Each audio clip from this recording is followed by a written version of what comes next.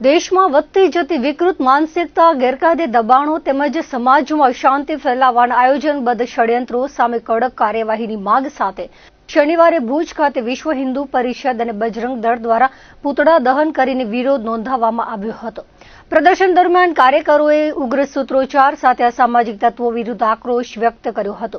આગેવાનો દ્વારા જણાવાયું હતું કે દેશની એકતા અને અખંડિતતાને નુકસાન પહોંચાડનાર આવા તત્વો સામે કાયદેસર કડક પગલાં લેવા અત્યંત જરૂરી છે, જેથી સમાજમાં શાંતિ અને વ્યવસ્થા જળવાઈ રહે. આ કાર્યક્રમમાં પશ્ચિમ કચ્છ જિલ્લાના સંયોજક, વિશ્વ હિન્દુ પરિષદના જિલ્લા મંત્રી સહિત કાર્યકરો ઉપસ્થિત રહી એકમતથી પોતાની માંગણીઓ રજૂ કરી હતી.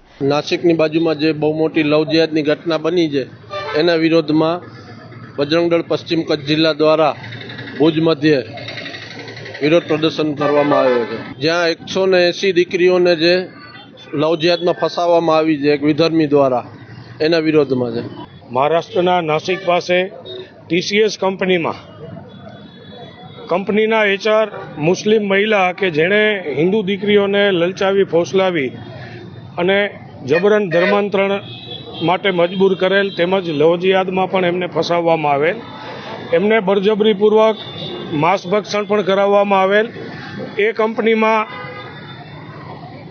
અનેક હિન્દુ કર્મચારી દીકરીઓ કામ કરી રહી છે. નવરાત્રિમાં એ કંપનીના કેન્ટીનમાં પણ નોનવેજ પીરસાતું નહીં. તો આ મુસ્લિમ HRના કહેવાથી અને એના ઉગ્ર રજૂઆતોથી અને હિન્દુ સમાજને ટાર્ગેટ કરવા નવરાત્રિમાં પણ ત્યાં ધર્મભ્રષ્ટ કરવા માટે નોનવેજ પીરસાવવાનું ચાલુ કર્યું.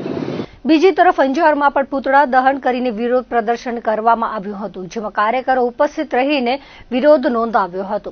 વિરોધ પ્રદર્શન દરમિયાન પોલીસ દ્વારા બંદોબસ્ત ગોઠવાયો હતો.